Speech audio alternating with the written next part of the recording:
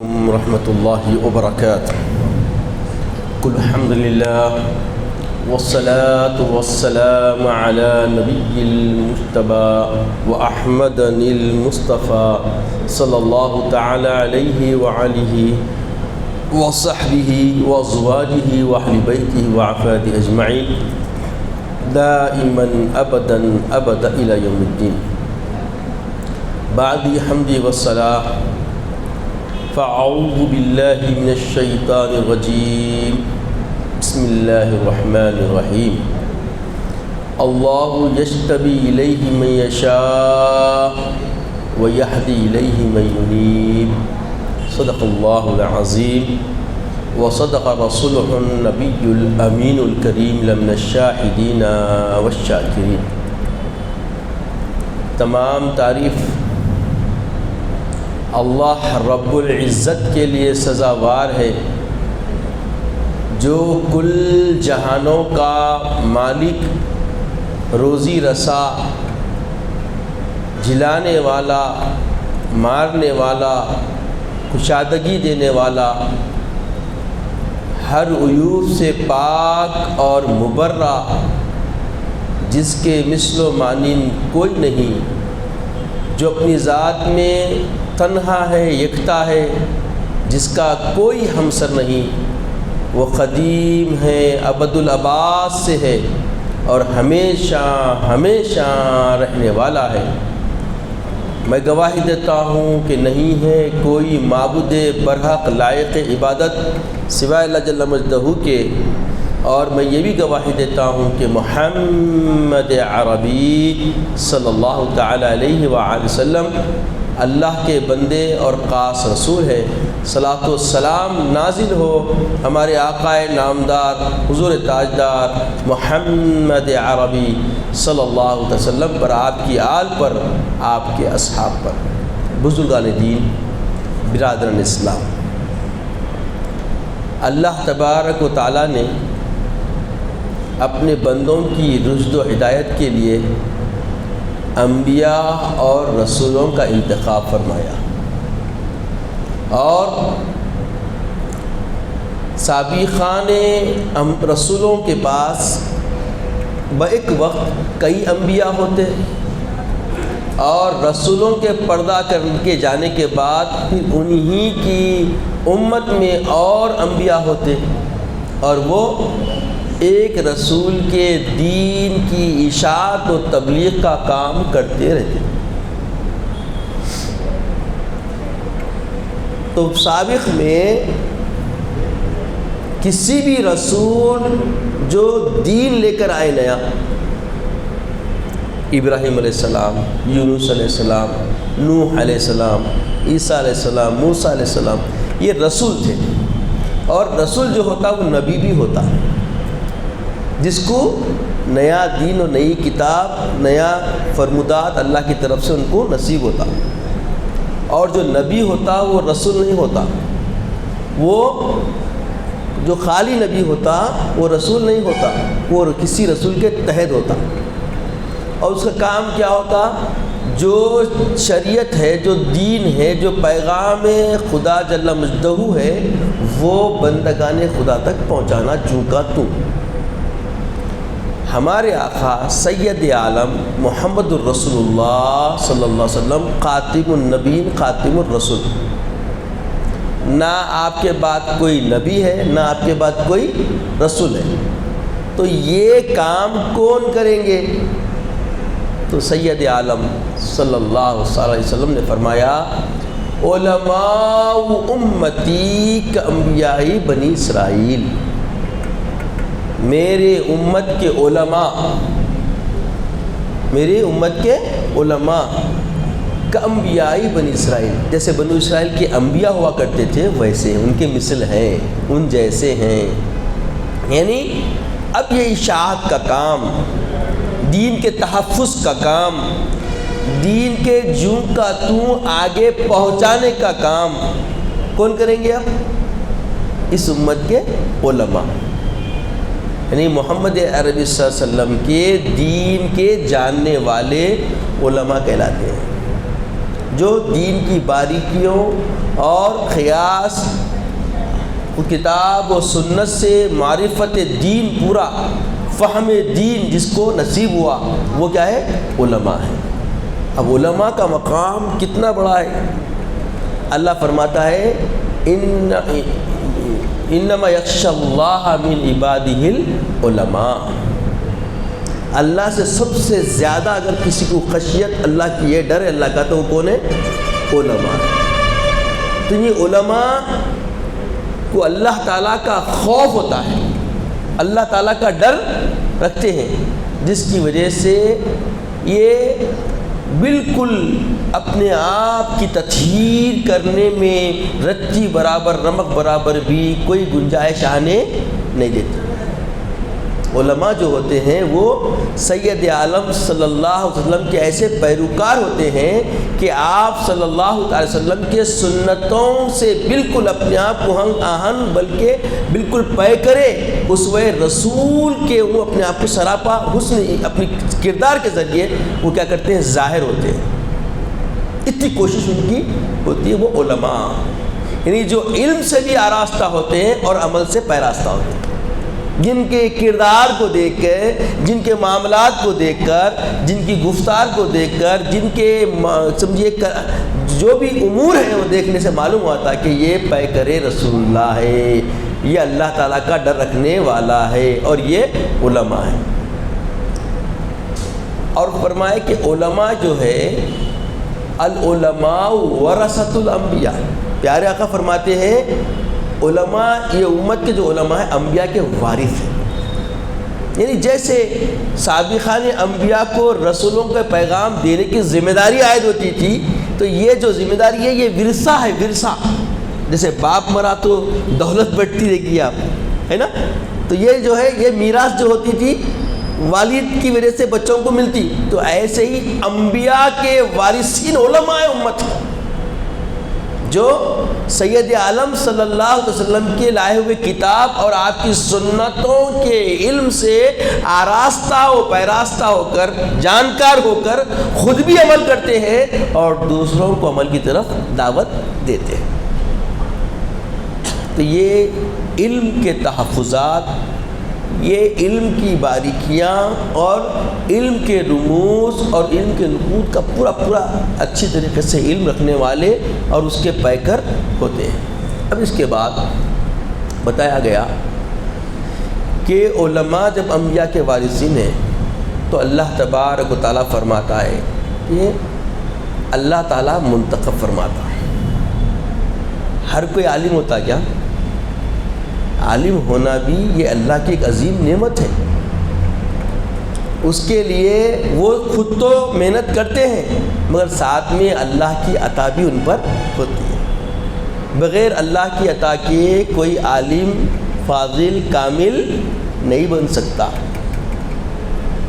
معمولی حافظ بھی نہیں بن سکتا۔ حافظ کا درجہ بھی بہت بڑا ہے، حافظ قرآن جو ہوتا ہے بہت بڑا درجہ ہے، مگر جو درجوں کی فضیلتیں جو حفاظ کے بارے میں روایتوں میں آتی ہے وہ حافظ قرآن کے سمجھنے والا بھی ہونا۔ لوگ کیا کرتے ہیں؟ شارٹ کٹ میں راستہ دیکھتے ہیں آج کل، ہے نا، اب مسجد کو آنا ہے پھر کے کا آنا، آسان راستہ، اگرچہ کہ خطرہ ہے، گاڑی خلاص زندگی، مگر وہ جھٹکے میں نکلتے نہ ہوئے بلکہ ایک آسانی دکھتی۔ ایسے ہی بہت سارے لوگ اب جو ہے انٹرنیٹ کا استعمال کر کے، واٹس ایپ کا استعمال کر کے، فیس بک کا استعمال کے سمجھ رہے کہ ہم عالم بن جا رہے ہیں۔ یہ فکر و فہم عام ہو گئی۔ اب کوئی بھی ہے عمر کو مارو، ایک جملے پہ کئی جو ہے نا عبارتیں آئی تھیں، اس کا انتخاب کرنے کی کیفیت کہاں سے لاتا بھائی تو، کہ یہی رہنمائی اس میں ہو رہی ہے، اور اس میں ناسخ منسوخ کیا ہے۔ اب کئی آیتیں منسوخ ہوئی بھی ہیں، عبادت میں ہیں، اب متعدی آیتیں تلاوت میں ہیں، مگر امر کیا ہے؟ منسوخ ہے۔ ایسے بہت سارے امور ہیں جو ناسخ منسوخ کا معاملہ ہوتا ہے۔ تو یہ علماء جو ہوتے ہیں یہ اس کی باریکیوں کو سمجھنے والے ہوتے ہیں، یہ واٹس ایپ کے ذریعے نہیں بن سکتے۔ علماء بننے کے لیے علم سے آراستگی کے ساتھ صحبت کی ضرورت پڑتی ہے۔ جو علماء ربانیین ہیں، ان کی رفاقت، ان کی ہم نشینی، ان کے سامنے زانو ادب طے کرنے سے وہ کیا ہوتے ہیں؟ سراپا عمل کی طرف آتے ہیں۔ علم اور عمل دونوں کسی کے واسطے سے ملنا، کسی کے ذریعے سے ملنا، کسی کی وساطت سے ملنا، تو اس کا معیار اور بلند ہو جاتا۔ تو عزیزوں اور بزرگوں، ایسے ہی علماء ربانیین میں سے ایک عالم جلیل جس کا نام ہے عبد القادر جیلانی المعروف محی الدین پیران پیر غوث الاعظم دستگیر رحمۃ اللہ تعالی علیہ۔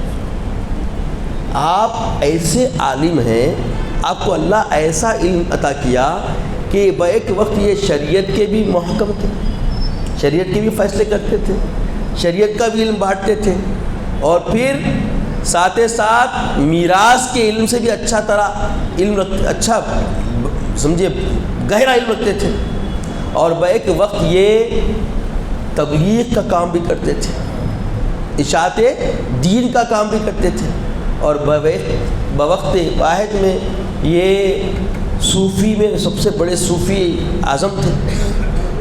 یہ معرفت خدا کے ایسے علم کے منبع تھے کہ ماشاءاللہ جب آپ علم کے گوہر پھیلانے بیٹھتے، بیان کرنے بیٹھتے، تو آپ کا کوئی ثانی نہ تھا، ایسے علم کے بالکل۔ اور پھر اس اتنی علم کی فراست و ایسی کمالیت رکھنے کے ساتھ ساتھ وقت میں مجاہد اعظم بھی تھے کہ اپنے طلباء کو ایسی تربیت کرتے کہ جہاں کوئی امت مسلمہ پر کوئی ظلم کر رہا ہے تو اس کی زود و کوب کرنے کے لیے اپنے طلباء کو بھیجتے بھی تھے۔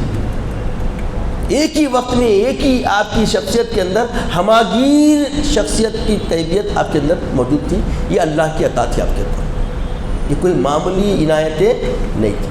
تو یہ جو مقام آپ کو حاصل ہوا، یہ ایک وقت اچانک آپ کے اندر نہیں آ گیا، اچانک یہ ساری خوبیاں آپ کے اندر نہیں آ گئی۔ ایک ہی وقت میں آپ معرفت کا بھی علم دے رہی، حقیقت کا بھی علم بانٹ رہے، شریعت کا بھی علم بانٹ رہے، اور ایسے جو مادیات ہیں اس پر بھی آپ کو پوری دسترس۔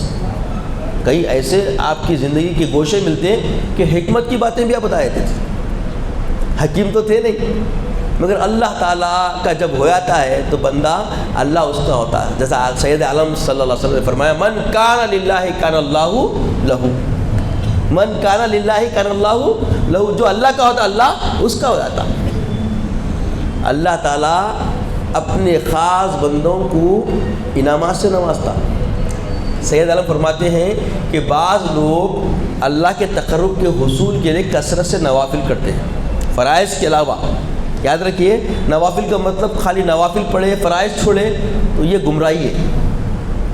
ایسے لوگ ملتے ہیں ہم کو آج کے عصر میں، اس زمانے میں ایسے ایسے چولے زبردست ڈالے ہوئے ہیں کہ کیا بتاؤں، بس نوافل کی باتوں کی بہت سرگرم باتیں ہوتی ہیں، فرائض کے لیے ان کی جو نہیں چلتی۔ تو کبھی بھی فرائض ترک کر کے نوافل کی کثرت کرے تو ان کو عروج نہیں ملتا سوائے زوال کے۔ اب دیکھیے، خود حضرت محی الدین رحمۃ اللہ تعالیٰ علیہ، عبد القادر جیلانی رحمۃ اللہ علیہ، ایک بڑے پائے کے بزرگ ہے، عالم جلیل بھی ہے۔ تو آپ سے ایک شخص کے بارے میں آپ کے پاس بیٹھ کے ایک سچ بیان کرے، بھائی وہ بزرگ بہت بڑے بزرگ ہیں، ایسا ہے ویسا ہے، ان کی کرامتیں وہ ہے، ہوا میں انہوں اڑتے ہیں۔ تو بولے ایسا، اچھا چل، انہیں نماز کہاں پڑھتا بتا، چل بولے ساتھ گئے۔ دیکھیے آپ پہلے یہ ایک واقعہ ہے، مگر اس کے اندر علماء دوسرے عالم کی تصدیق کرنے کے لیے کتنے محقق ہوتے تھے طبعی طور پہ، یہ سمجھنا ہے۔ بھائی اتنے بڑے عالم دین ہیں، آپ کا ڈنکا پورے دنیا کے اندر شہرہ ہے، آپ کی زندگی میں شہرہ ہو گیا تھا۔ وہ شہرہ کیوں ہوا، کیسا ہوا، بہت ہی اختصار کے ساتھ آپ کے سامنے رکھوں گا۔ تو حضور غوث پاک رحمۃ اللہ تعالیٰ علیہ کا شہرہ آپ کی زندگی میں پوری دنیا میں پہنچ گیا تھا۔ تو آ کے بولے، حضرت ایک بزرگ ہے جو ہوا میں اٹھتے، تو بولے چل بتا، چل میں کیا ہے، نماز کہاں پڑھتا ہوں۔ جا کے دیکھے تو پہلے ایسے مصلی نہیں ہوتے تھے مسجدوں میں، ریتی ہوا کرتی تھی۔ تو جہاں نماز پڑھ کے وہ گیا، دیکھے تو جو پیروں کی جگہ ہے بالکل سپاٹ ہے. تو بولے یہ پیر اٹھا کے نماز پڑھتا ہے, لہٰذا انہیں ولی ہو ہی نہیں سکتا. ولی ہونے کے لیے شریعت کی باریکیوں کا بالکل عامل ہونا شرط ہے. جب تک شریعت پہ کامل نہیں ہوا, نہ وہ اہل طریقت پہ آ سکتا, نہ حقیقت ملتی, نہ اس کو معرفت خداوندی مل سکتی. یہ تعلیمات ہے غوث پاک. اپنے متعلقین, اپنے محبین کی بھی رہنمائی فرمانے کے لیے وہ خود چل کے جایا کرتے تھے. تو یہ جو مقام ملا ایسے ہی نہیں ملا. جیسا کہ آپ پچھلے جمعہ سنے کہ ان کے والدین بھی کیسے تھے, کتنے پاکیزہ اخلاق والے, اور کیسے شریعت کے پابند, اور کیسی خشیت ربانی رکھنے والی آپ کی والدہ محترمہ ام الخیر فاطمہ, اور کیسے آپ کے والد مکرم تقوی والے.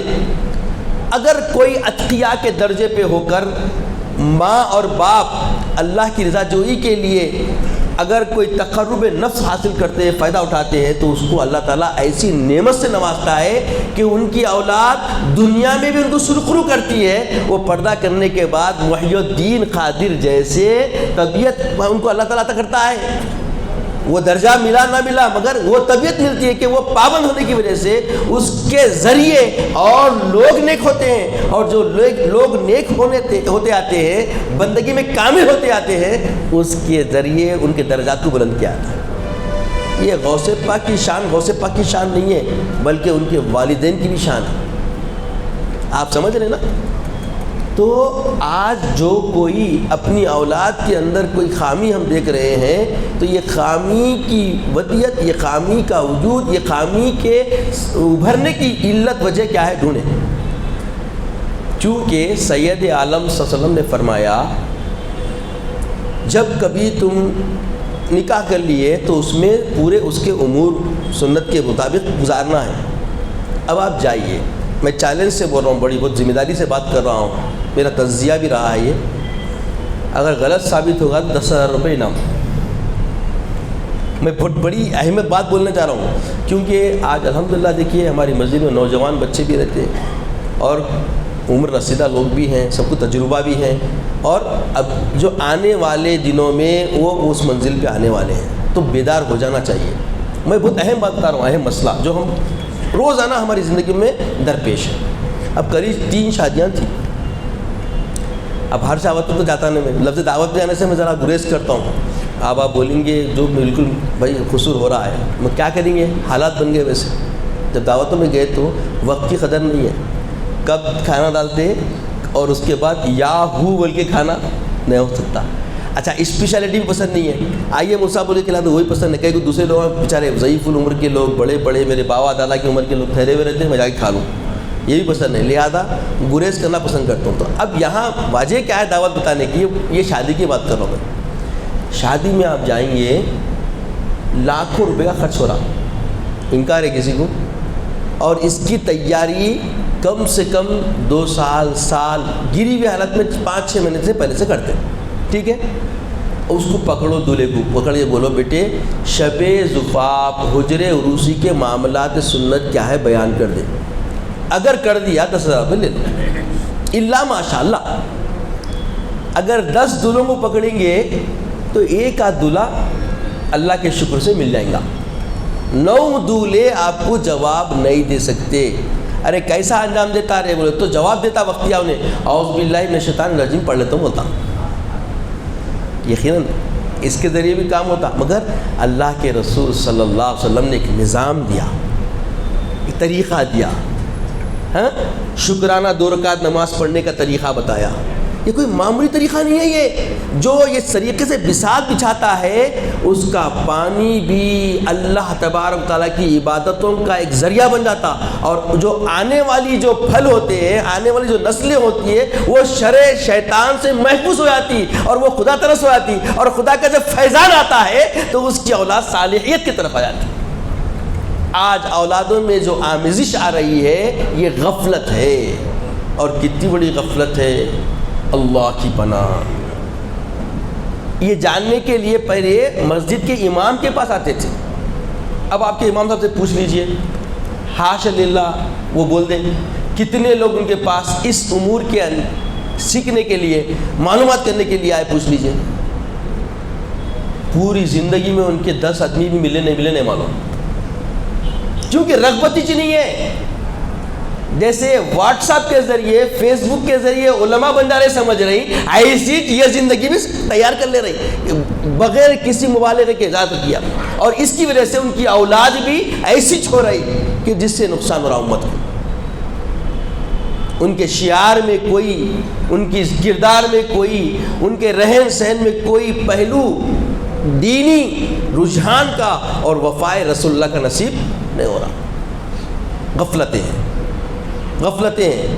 تو حضور سیدنا محی الدین الجیلانی رحمۃ اللہ تعالی علیہ کی زندگی جو تھی ان کے والدین کے ذریعے ابھری، اور جب وہ پیدا ہوئے تو کیا ہوئے آپ کے سامنے میں رکھا کہ روایت میں آتا ہے، بیان کیا آتا ہے کہ اس وقت چاند کے لیے کیا ہوا، تذبذب، آپس میں خلفشار ہو گیا کہ چاند ہوا نہیں ہوا، دیکھے مطلب دکھا نہیں دکھا چل رہا تھا، تذبذب ہو گیا تھا پورا، کچھ بادل تھے کیا تھے، بہر کچھ معاملہ تھا۔ تو روایت بتایا گیا کہ لوگ بولے دیکھو سادات گھرانے میں ایک لڑکا پیدا ہوا ہے، وہ دودھ نہیں پی رہا، اس کا مطلب چاند ہو گیا۔ ہائے ہائے، لوگوں کو بھی دیکھیے کیسا وہ تھا، فراست تھی اور کیسی توجہ تھی صالحین کے گھر کی طرف۔ اس کے بعد پھر آپ دیکھیں آپ کی زندگی میں ایک مشہور واقعہ آپ کئی بار سنے ہوں گے، مگر کیونکہ نئی نسلیں ان کو بھی معلوم ہونا چاہیے کہ حضور غوث الاعظم دستگیر محی الدین رحمۃ اللہ علیہ کو علم کا بہت شوق تھا، اور کیوں نہ ہو، آپ ماں کے پیٹ سے تولد ہوئے تو آپ حافظ قرآن تھے، یہ آپ کا سب سے بڑا کرامت ہے، یہ سب سے بڑی آپ کی، کیونکہ آپ کی ماں حافظہ ام الخیر تلاوت کرتی تھی، آپ جنین تھے تو پیٹ ہی میں آپ حافظ قرآن بن گئے۔ ہائے ہائے ہائے، قربان جائیں، کیا زندگی ہے دیکھیے۔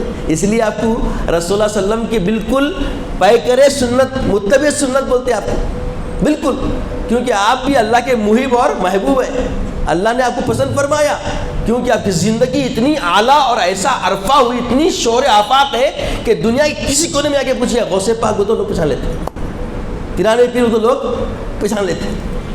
تو تصرف جو ہے، یہ دلوں میں جو محبت آئی ہے عبد القادر جیلانی کی، یوں ہی نہیں آئی، وہ اپنی کسب سے، اپنے کردار سے، اپنے مجاہدات سے، اپنے تزکیہ نفس سے اللہ کے تقرب کو حاصل کیے، اور اللہ بھی ان کو عطا کیا،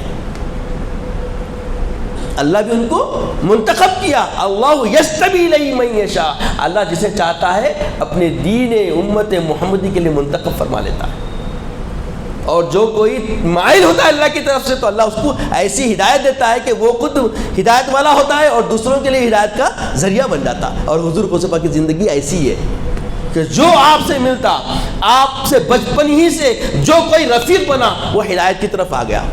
ایک لمحے کے لیے بھی اگر آپ سے ملاقات کر لیتا، ایک ساعت کے لیے ملاقات کر لیتا تو وہ تائب و نادم ہو جاتا۔